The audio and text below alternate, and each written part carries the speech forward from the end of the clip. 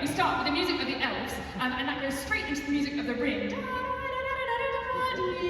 which takes us into the music of the ring wraiths, these evil people who are kind of obsessed with finding the ring. Because they're evil, death follows them everywhere, so we hear da da da da da da da da, the Dies Irae. That takes us into the music of Sauron. Sauron is like the most obsessed with the ring. So his music is based on the ring music. His music is da da da da da da, the ring theme, da da da da da da da. You see what they did? It's clever already. In the first movement, clever.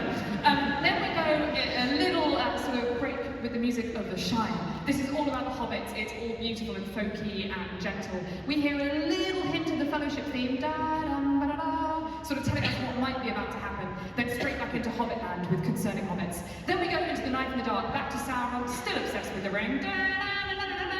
And that goes into Saruman and Isengard and the orcs. Now the orcs are really weird, so their music is always in 5. 1, 2, 3, 4, 5. 1, 2, 3. It's like it's industrial, it's unnatural, it's inhuman. And as it gets more chaotic throughout the film, the relationship between their theme and the Isengard theme, the rhythms stop lining up. As it gets more and more crazy and chaotic, they can't line their rhythms up. So you'll hear that in that movement. You'll also hear Nature's Redemption, which is this beautiful little thing. You know when the moth flies over Isengard and you hear that gorgeous, like, soft theme? That's Nature's Redemption. It comes back over and over again. Then we go to Rivendell, the Council of Elrond. So we hear the music of the elves, da, da, da, da, da, da, which is kind of otherworldly. And we hear the music of the hobbits, da, da, da, da, da, da, because the hobbits are there, obviously.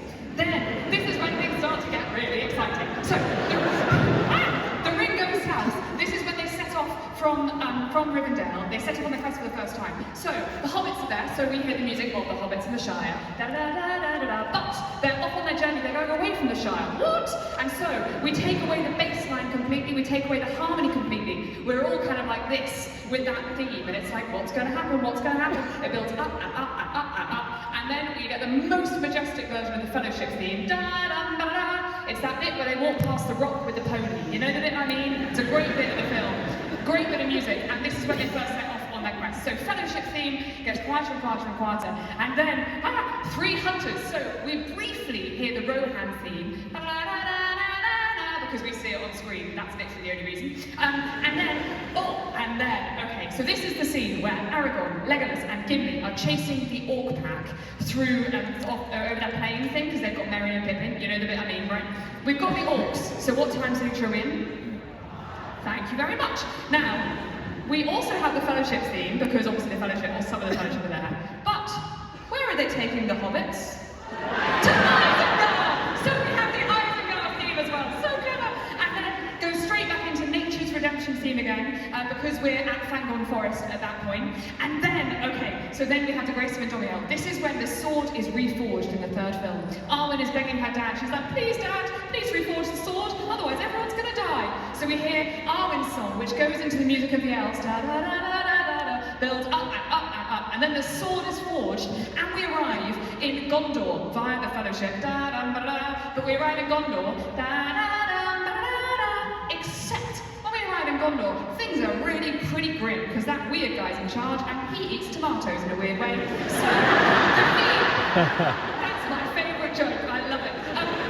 So the theme is upside down, da da da da da da, because everything has gone wrong. And then Gandalf is like, well, this is stupid. And so we start to hear 2 versions of the Gondor theme in counterpoint with each other, da da da da da da, because there are 2 different ideas of what Gondor should look like, built up and up and up. And then Gandalf is like, I'm in charge now, and he hits him with a stick, and it's great and really satisfying. And so we get Gondor fused with Gandalf's theme and Shadowfax, da da da da da da, and that takes us into like the biggest majestic Gondor theme. Then we get the lighting of the beacons. Yes! This is when Pippin climbs the tower. Sorry if you're not a Lord of the Rings fan. Apologies.